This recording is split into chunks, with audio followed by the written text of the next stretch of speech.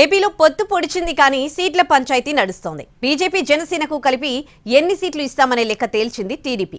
కానీ కీలక నియోజకవర్గాల్లో ఏ పార్టీ తరపున ఉమ్మడి అభ్యర్థి బరిలోకి దిగుతారనే రచ్చ నడుస్తూనే ఉంది. దీంతో మూడు పార్టీల శ్రేణుల్లో టెన్షన్ కంటిన్యూ అవుతోంది. టీడీపీ జనసేన బీజేపీ మధ్య పొత్తైతే కుదిరింది. కానీ మూడు పార్టీల్లో ఏ పార్టీకి ఎన్ని సీట్లు, ఏ స్థానాలు అన్న దానిపై మాత్రం ఇంకా అధికారిక ప్రకటన రాలేదు.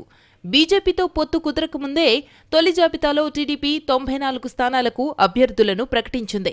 జనసేనకు 24 ఎమ్మెల్యే సీట్లు ఇచ్చినా 5 స్థానాలకు మాత్రమే అభ్యర్థులను ప్రకటించారు పవన్. పొత్తుల్లో భాగంగా బీజేపీ జనసేనకు కలిపి 8 లోక్సభ సీట్లు, 30 అసెంబ్లీ స్థానాలు ఇచ్చేందుకు సిద్ధపడ్డారు చంద్రబాబు. అయితే ఆ 8 లోక్సభ సీట్లు ఏవి, వాటిలో జనసేన ఎన్ని స్థానాల్లో పోటీ చేయబోతోందనేది తేలాల్సి ఉంది. ఇటు అసెంబ్లీ స్థానాల విషయంలో కూడా క్లారిటీ రావాల్సి ఉంది.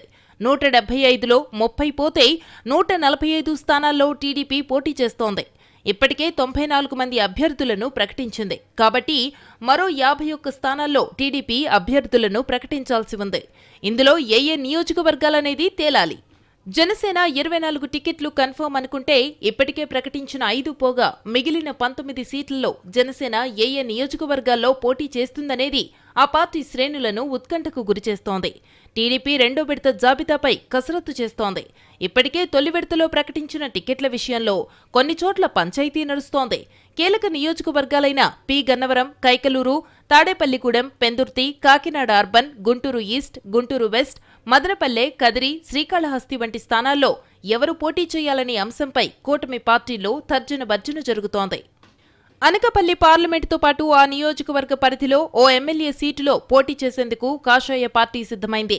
రాజ్యసభ సభ్యుడు జీవీఎల్ నరసింహారావును అనకాపల్లి ఎంపీ అభ్యర్థిగా పరిశీలిస్తోంది బీజేపీ అధిష్టానం.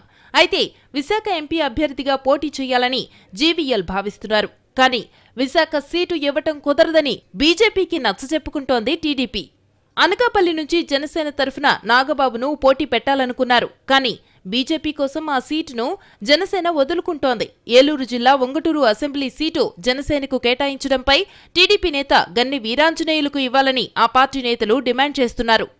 మూడు పార్టీల మధ్య సీట్ల కోసం ఆయా పార్టీల తరఫున ఆశావహులు ఎక్కువవడంతో ఏ పార్టీ ఎన్ని స్థానాల్లో ఎక్కడెక్కడ పోటీ చేసేది 2 రోజుల్లో స్పష్టత వస్తుందన్నారు బీజేపీ ఏపీ అధ్యక్షురాలు పురంధరేశ్వరి.